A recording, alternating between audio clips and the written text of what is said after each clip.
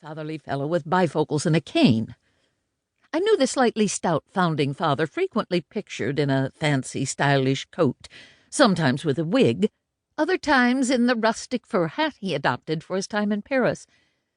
Now, after years of reading his words and what others wrote about him, studying his life and environment, and cooking his foods, I've realized the important role ingredients and even recipes play in understanding his life and times. I've come to know him and his wife Deborah well. The young Franklin was athletic and smart. As a businessman in Philadelphia, he regularly demonstrated his strength as he pushed carts of printing paper through the streets. He was an accomplished horseman.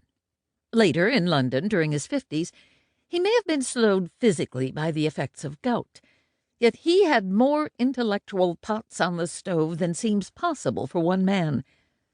As he aged, his thoughtful negotiations on both sides of the Atlantic laid the groundwork for the success of the new nation. In the pages that follow, we'll see how he grew from a hard-working, self-educating lad to a successful and innovative printer, dedicated husband, and then astute businessman and statesman.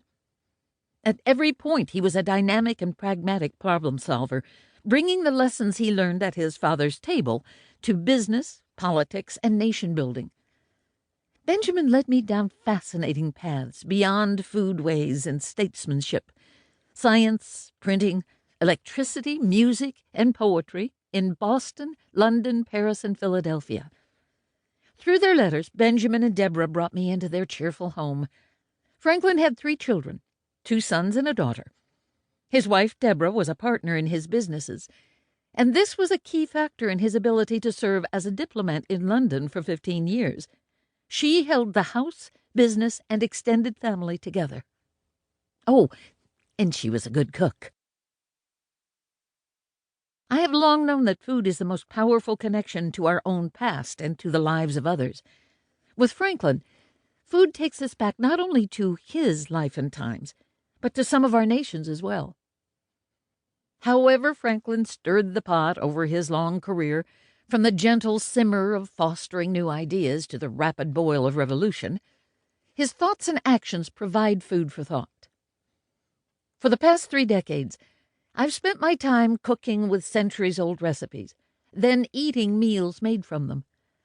These delicious efforts have been my path for understanding and interpreting social trends and historical events. Food has the added benefit of being accessible.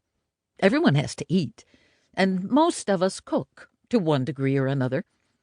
The most committed non-cook interacts with and prepares food, even if it is simply pouring milk into a bowl of cereal. As to finding recipe connections to a specific time and place, luck has a lot to do with success. For this exploration of Franklin's life, and especially colonial America, some of the opportunity lies in what food historian and author Sandra Oliver calls the importance of vernacular cooking. In short, there aren't any recipes for the everyday foods of middle-class colonial kitchens like those of Benjamin's childhood or his early years in Philadelphia. So I've looked through period cookbooks to come close to the idea of a recipe, and then let the ingredients themselves lead the way. For Franklin's adult years, from 1730 to 1790, we get extraordinarily lucky.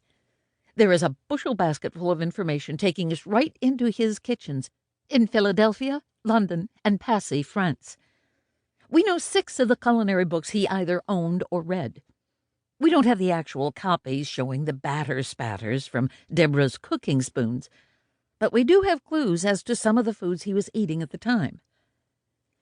Benjamin began his culinary adventures with works by Englishman Thomas Tryon, a 17th-century health writer and advocate for a vegetarian lifestyle.